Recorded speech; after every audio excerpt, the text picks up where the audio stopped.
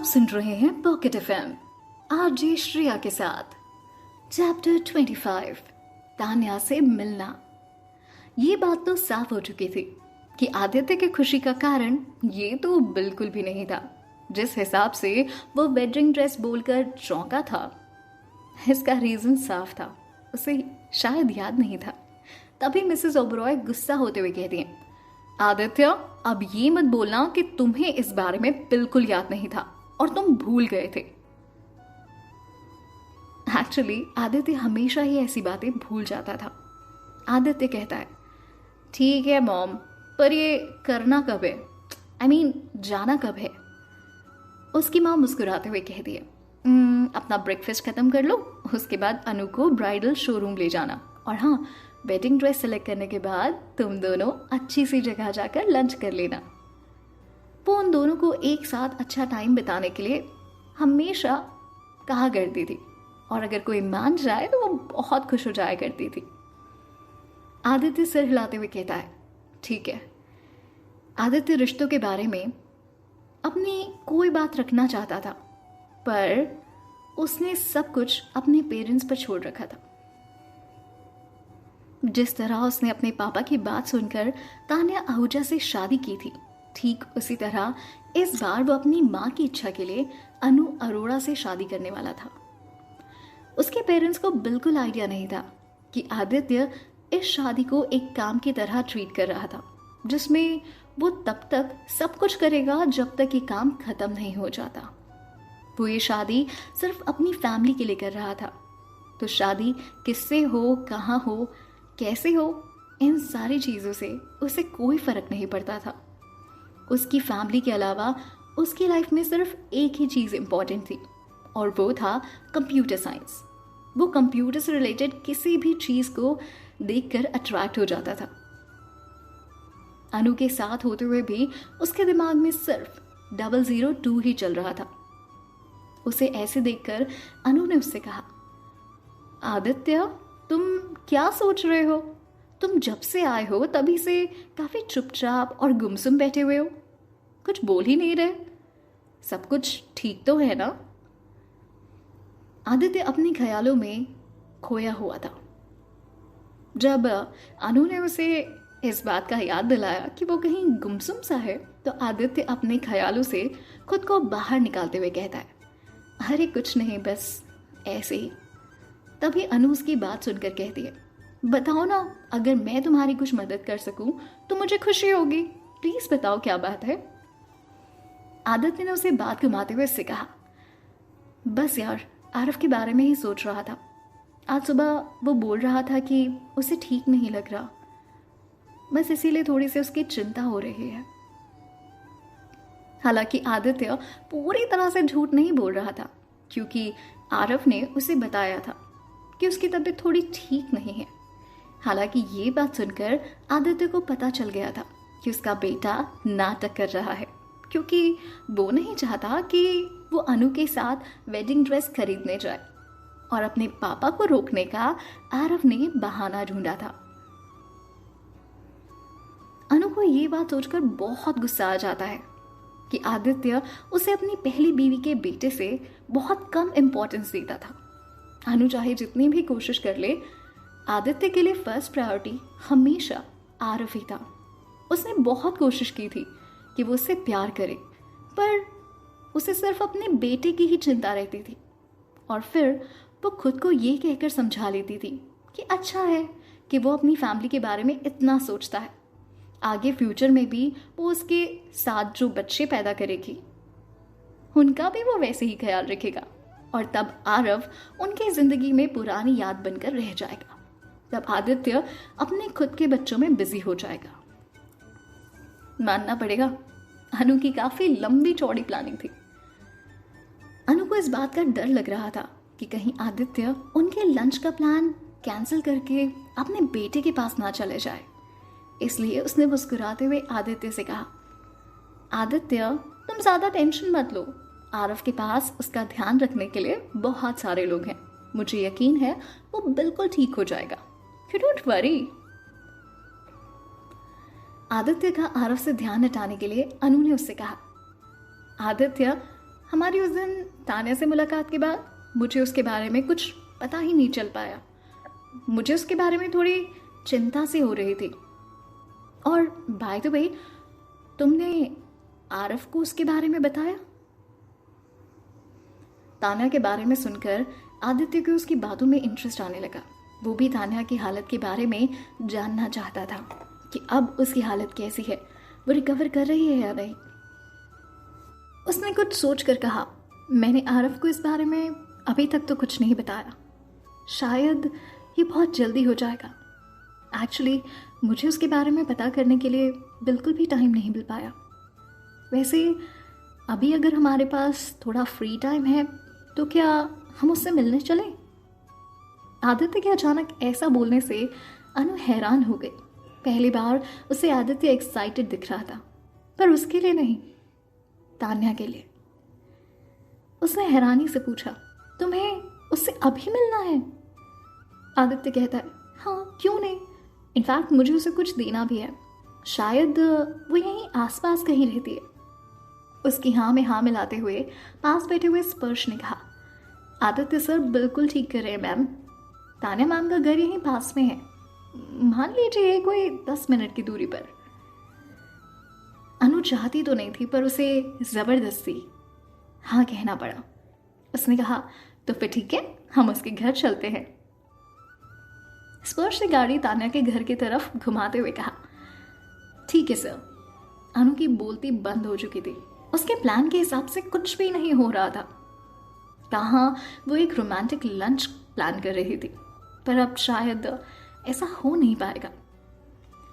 उन्हें क्यों उस घटिया तान्या से मिलने जाना पड़ रहा है, और वो भी अभी? गॉश।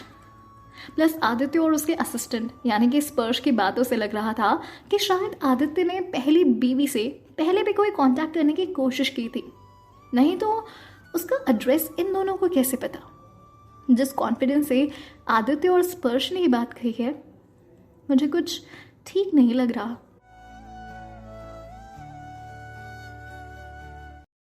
आप सुन रहे हैं पॉकेट एफएम, आरजे श्रेया के साथ। चैप्टर 26, दिल से नफरत। अनु को ये बात परेशान कर रही थी कि उसके पीछे से आदित्य और स्पर्श के बीच तान्या को लेकर कुछ तो बात हुई है जो शायद उसे नहीं पता, क्योंकि ऐसे कैसे स्पर्श को बिना बताए तान्या का घर पता होगा? उसे कैसे मालूम? उसे खुद पर इतना कॉन्फिडेंस तो था कि तान्या और उसका कोई कंपैरिजन नहीं है, पर फिर उसे गुस्सा तो आना ही था ना, और उसका गुस्सा आना लाजमी भी था। आफ्टर ऑल उसकी आदित्य से शादी होने जा रही थी। वो मन ही मन कह रही थी कि अगर उस अड़ियल तान्या ने आदित्य को छोड़ ही दिया था तो उसे कहीं दूर क्यों नहीं चले जाना था? इससे अच्छा होता कि वो कहीं दूर चले जाती, हम सबकी जिंदगी से दूर, हमेशा हमेशा के लिए। और अभी इस तरह से वो वापस क्यों आई है, और वो भी तब जब उसकी और आदित्य की शादी करीब है। उसके लिए अच्छा होगा अगर वो उनकी शादी के बीच ना आए, नहीं तो वो उसकी जिंदगी जो ऑलरेडी इतनी खराब है उसे नर्क बना देगी। और फिर उसे अचानक ही एहसास हुआ कि वो कुछ ज्यादा ही सोच रही है। इतने में वो उस एरिया में पहुंच जाते हैं जहां तान्या का घर था। उस एरिया को देखकर अनु मन ही मन सोचती रही कि तान्या यहाँ कैसे रह सकती है? ये मोहल्ला तो भिखारियों और गरीब लोगों के लिए बना है। अनु ने कभी इतनी गंदी कॉलोनी नहीं देखी थी। गंदी बदबू से उसका दम घुट रहा था। चारों तरफ बस गंदगी ही फैली थी। अचानक स्पर्श ने गाड़ी रोकी और कहा, यहाँ से हमें तान्या मैम के घर तक चलकर ही जाना होगा, क्योंकि गली पतली होने के कारण गाड़ी आगे नहीं जा सकती सर। अनु को लगा कि ऐसी गंदगी में चलकर वो कैसे जाएगी, पर उसे आदित्य के लिए जाना तो था ही। तो वो गाड़ी से उतरी और चलने की कोशिश कर रही थी, ये सोचते हुए कि वो चलेगी कैसे। रास्ते में चलते हुए उसे लग रहा था कि वहाँ रहने वाले लोगों से दूर रहे ताकि उसे कोई इन्फेक्शन ना हो जाए। उसे उस एरिया में बहुत चिढ़ हो रही थी, इसलिए जब वो तान्या के घर पहुंचे तो उसने राहत की सांस ली उसे लगा कि अब हम जल्दी से तान्या से मिलकर वापस इस गंदी सी कॉलोनी से बाहर निकल जाएंगे। अभी भी टाइम बाकी है, लंच पॉसिबल हो सकता है। अगर आदित्य की बात ना होती तो अनु ऐसी गंदी कॉलोनी में कभी नहीं जाती। अभी भी वो सिर्फ इसीलिए आई थी ताकि आदित्य को लगे कि अनु को तान्या की फिक्र है और वो उससे थोड़ा इम्प्रेस हो सके। उसने आदित्य के हाथों से, मतलब पहले तो बस हाथ पकड़ के चल रही थी, लेकिन उसके बाद उसने तान्या का हाथ जोर से पकड़ लिया और उससे पूछा, क्या तुम्हें यकीन है कि तान्या यहीं रहती है? और वो ऐसा कैसे कर सकती है? I mean, वो यहाँ कैसे रह सकती है? अगर मैं उसकी जगह होती तो मैं और मेहनत करती, पर ऐसे गंदगी में कभी नहीं रहती। वो फिर से आदित्य को ये एहसास दिलाना चाहती थी कि ये तान्या की गलती थी, वो ऐसे गंदगी में रहती थी। अगर वो इतनी अड़ियल ना होती तो शायद उसका एक छोटा सा साफ सुथरी जगह पर घर तो एटलीस्ट हो ही जाता। फिर मन ही मन उसे एहसास हुआ कि वो कितनी बेवकूफ़ थी जो अपनी तुलना तान्या से कर रही थी। तान्या उसके कंपैरिजन के लायक ही नहीं थी। वहीं आदित्य को खुद को भी बहुत गुस्सा आ रहा था।